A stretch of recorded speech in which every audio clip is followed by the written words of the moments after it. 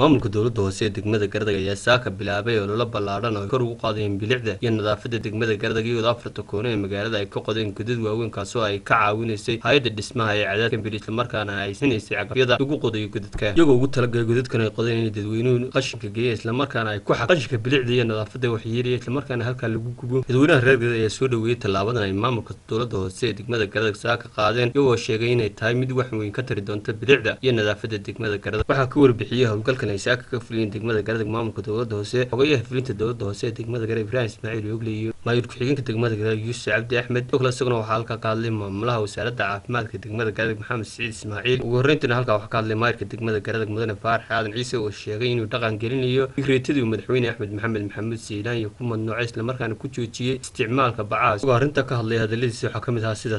maanta waxaanu bilownaa sidaad aragtaan inaanu ka qodno magaalada koonayaasheeda godad qashin qub marka insha Allah dadka reer Gardag waxaanu ka rajaynaynaa baanu u faraynaa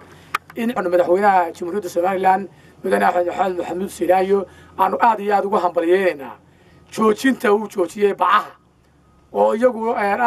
waxyaalaha ugu badan ee ka qayb qaata bilic darrada magaalooyinka iyo deegaankaba aad iyo aad baan ugu hambalyeeynaa madaxweynaha mar labaad waa ku mahadsan yahay annaguna hadaan nahay dowladaha hoose iyo maamulada degmooyinka iyo gobolada waanu kula shaqeeynaa